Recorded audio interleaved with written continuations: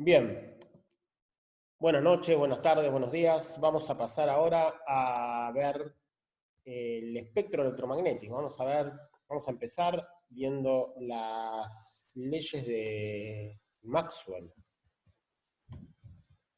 Es esto que tenemos aquí. Bueno, Maxwell lo que hizo en, a finales de 1800 es tomar todo lo que había, todo lo que ustedes sabían de electromagnetismo y sintetizarlo en fórmulas matemáticas. Él tomó y dijo, bueno, vamos a agarrar esta ley, esta ley, esta ley, Faraday, Coulomb, vamos a agarrar, hay una ley de Ampère, hay una ley de Gauss, que no la pude explicar en este curso porque eh, nos iba a llevar un poco más de tiempo, pero que si ustedes rastrean dentro de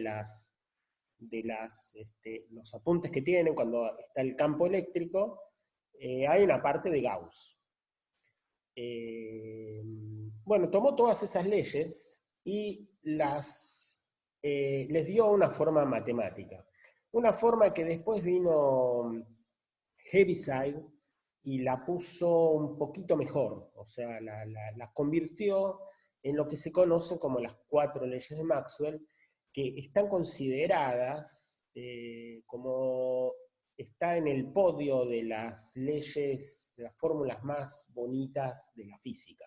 Bueno, a los físicos les gustan cosas raras, ¿no? Se imaginarán, pero ahora van a ver que realmente son bonitas. Entonces, de las cosas que se sabían, digamos, lo que quiso poner Maxwell en su fórmula, son las conclusiones que hasta ahora nosotros sabemos de lo que hicimos en el curso, ¿no? O sea, las líneas de campo eléctrico sabemos que salen de las cargas positivas, que terminan en cargas negativas, sabemos la ley de Coulomb, cómo se repelen las cargas.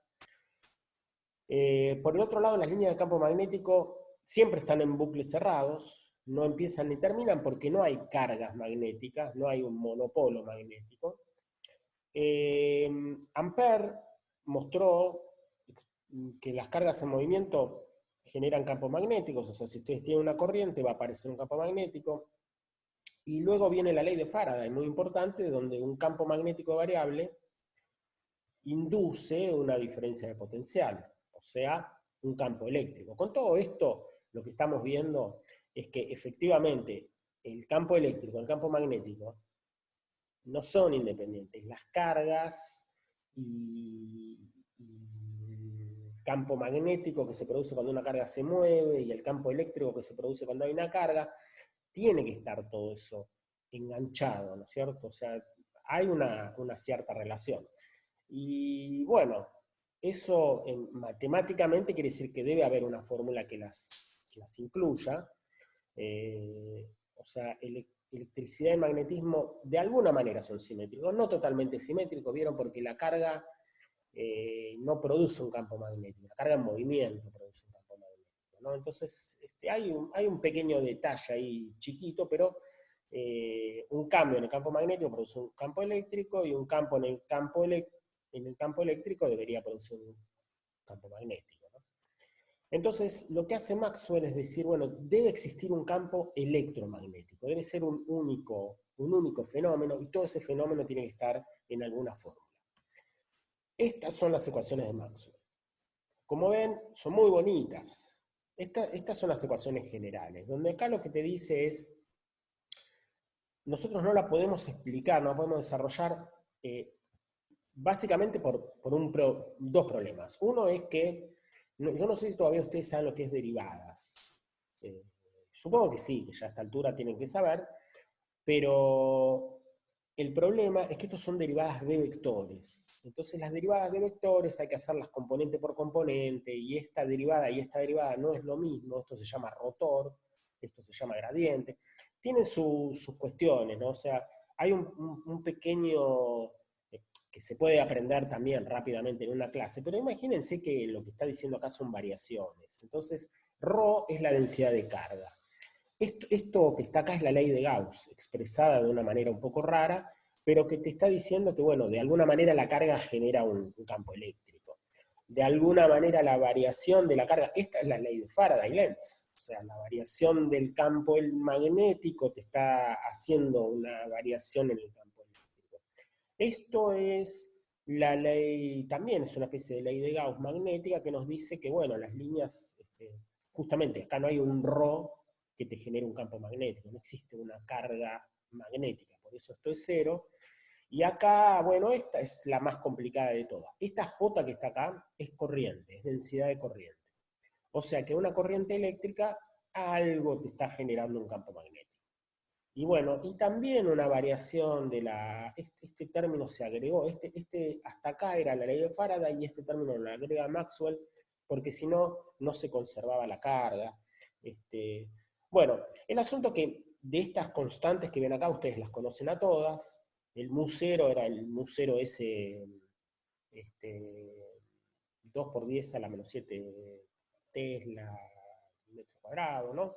El K0 es el K0 que te aparece en la fórmula de Coulomb, ¿no? Era 10 a la 9, y había Newton, Coulomb cuadrado, metro cuadrado.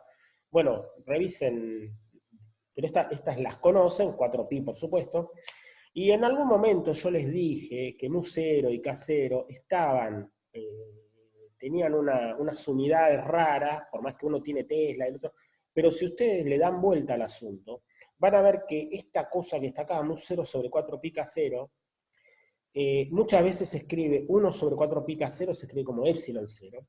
Son constantes, el 0 significa vacío, ¿no? O sea, la ley de Coulomb, si en lugar de estar en el vacío las dos cargas están en agua o están en algún otro medio, bueno, la fuerza depende de ese K0, ¿no? O sea, ese K ya deja de ser K0, es el K del medio. Bueno, entonces se define, se define este epsilon 0, se llama, bueno, no importa, son constantes, ¿está bien? Pero mu0 sobre 4pi K0 o mu0 por epsilon 0 es 1 sobre c cuadrado, donde c es la velocidad de la luz. ¿Tá? O sea, de golpe acá apareció como que nadie entiende de dónde, ¡pum!, te aparece la velocidad de la luz. ¿Okay? Si en lugar de hacer las ecuaciones de Maxwell en un medio donde hay unas cargas, donde hay unas corrientes, la hacemos en el vacío donde no hay nada, y nos queda más bonita todavía. Fíjense ¿por qué bonita? Porque hay una simetría, ¿no? Donde vemos que el campo eléctrico, el campo magnético, y de alguna manera están como simétricos, ¿no? Hay algunas cosas que no están del todo simétricas, signos, el C, pero tiene una buena pinta. Y sobre todo, nos está apareciendo esta velocidad de la luz. Y bueno, estas ecuaciones tienen soluciones. Son vectores, recuerden, ¿no? Acá tenemos un campo eléctrico y un campo magnético, y son vectores. Entonces, ¿cómo son las soluciones? Bueno, las soluciones son así. En primer lugar, nos van a dar ondas transversales, la que vimos en el video anterior. ¿Qué es lo que va a cambiar? Lo que era la altura de los tipitos, ¿vieron? Que teníamos un tipito que saltaba. Bueno, ahora lo que vamos a tener es así. En una dirección vamos a tener el campo eléctrico y perpendicular vamos a tener el campo magnético. O sea, los dos van a ser ondas sinusoidales que varían en el tiempo. Pero ambos, tanto el eléctrico como el magnético, se van a propagar en una dirección que es perpendicular a los dos. Así como teníamos el producto vectorial, ¿se acuerdan que teníamos 3 direcciones y las 3 son perpendiculares? Bueno, ahora vamos a tener así. La onda se propaga en una dirección que es perpendicular al campo magnético y perpendicular al campo eléctrico. Por otro lado, el campo eléctrico y el campo magnético son perpendiculares entre sí. Otra cosa que aparece muy interesante, que E sobre B no son arbitrarias y va a ser la velocidad de la luz. La velocidad de la luz, como les dije antes, 4pi K0 sobre mu0, la raíz cuadrada de eso, es 300.000 kilómetros por segundo. Esa es la velocidad de la luz en el vacío. Y la otra cosa interesante es que las ondas llevan energía y llevan momento, ¿no? O sea, todo esto es lo que sale de resolver las ecuaciones esas que planteó Maxwell para electromagnetismo. Y en síntesis, lo que sería es esta especie de de gráfico, ¿no? Tenemos un campo magnético perpendicular a un campo eléctrico, ese campo eléctrico va variando, ¿no? Y el campo magnético va variando, pero tiene por supuesto una longitud de onda, pero eso se va propagando en esa dirección con velocidad c. Así sería la historia de este campo electromagnético. Ahora, esto es interesante porque, por ejemplo, si vos tenés un conductor que tiene electrones, esos electrones, si vos tenés un campo magnético, un campo eléctrico que es variable en el tiempo, lo que va a pasar es que esos electrones van a sufrir una fuerza.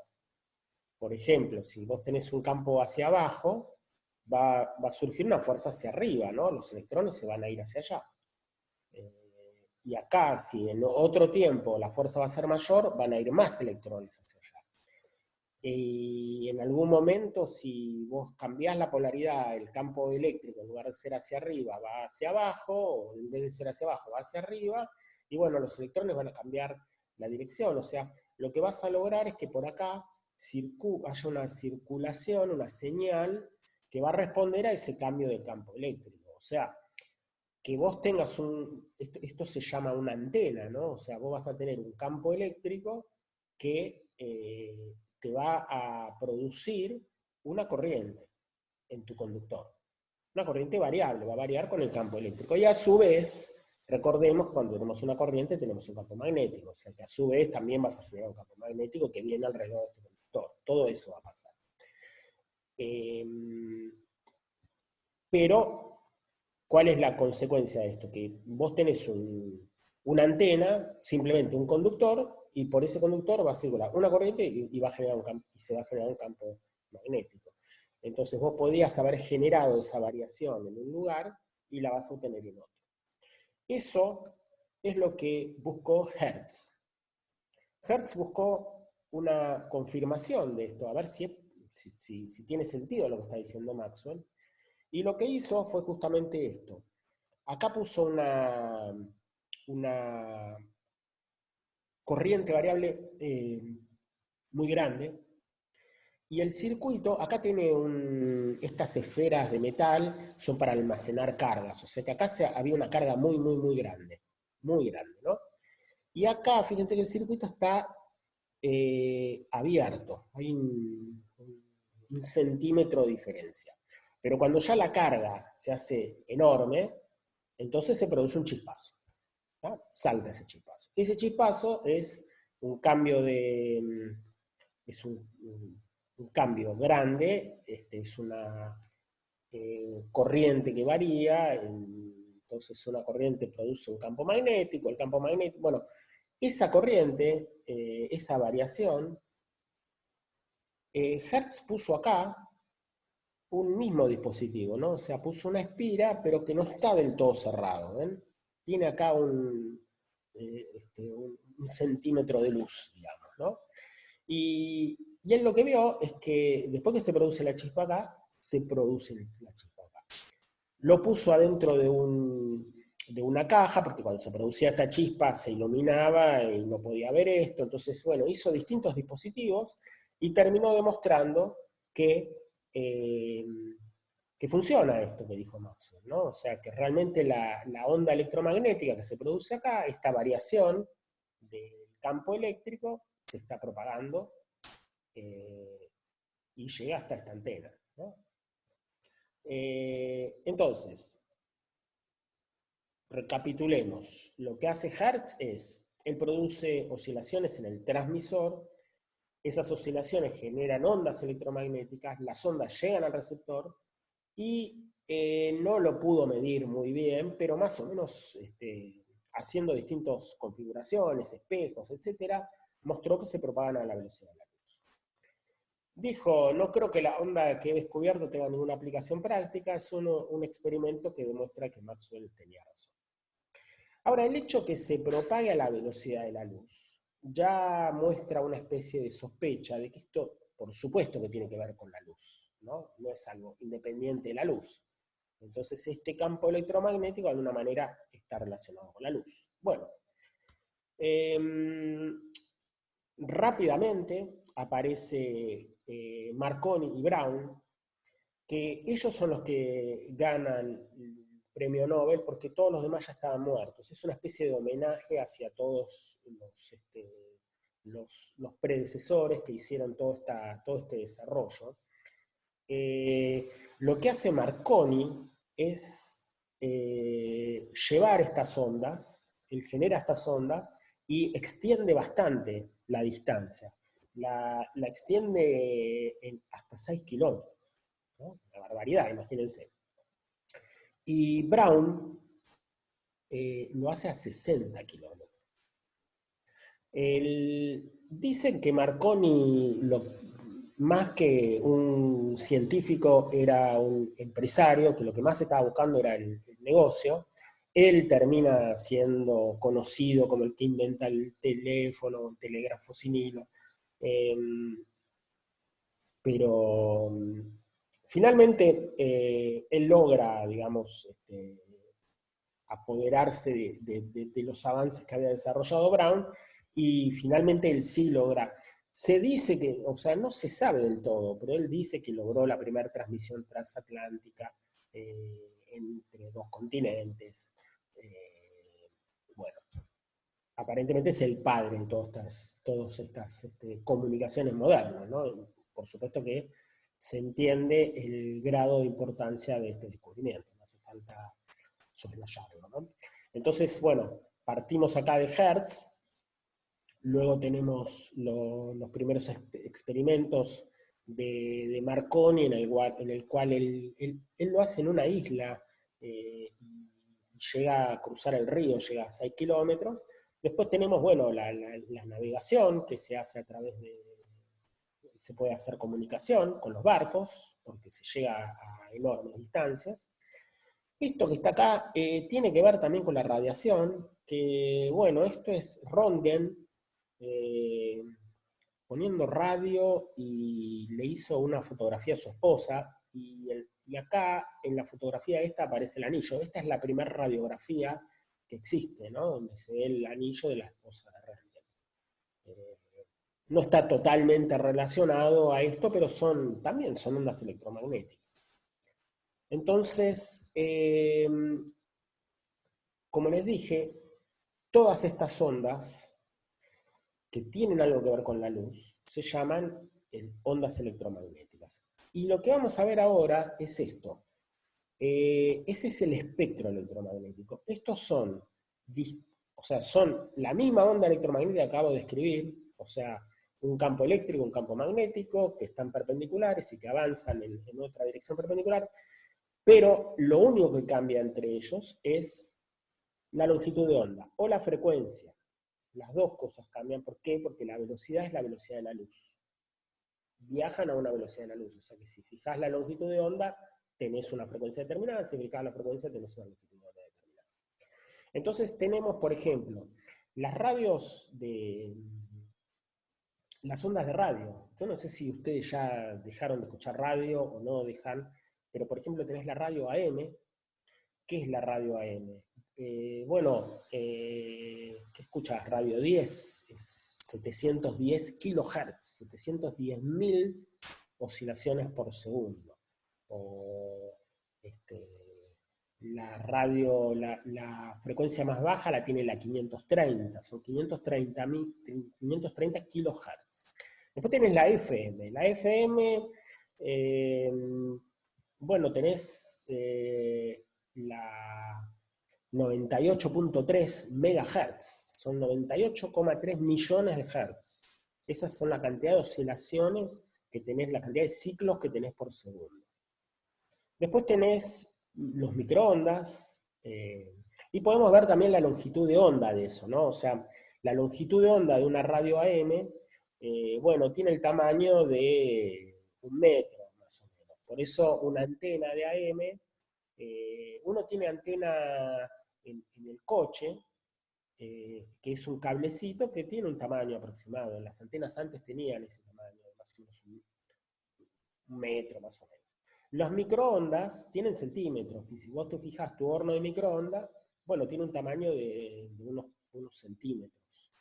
Después tenés, bueno, después tenés infrarrojo, ultravioleta, rayos X, rayos gamma. Los rayos gamma tienen una energía enorme, tienen una frecuencia enorme, 10 a la 24 Hz. Estos son radiaciones que se producen por procesos nucleares.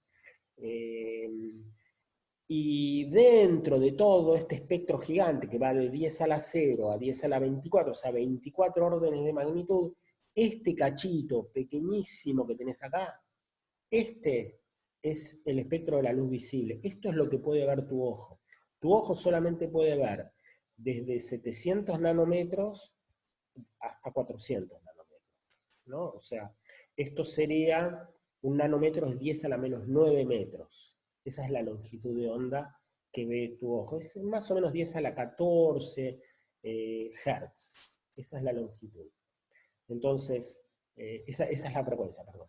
Entonces, esto es, de todo el espectro electromagnético, esto es solamente lo que ve tu ojo. Pero el espectro magnético es una cosa gigante. Y todas estas radiaciones son todas iguales. Lo único que cambian es en la frecuencia.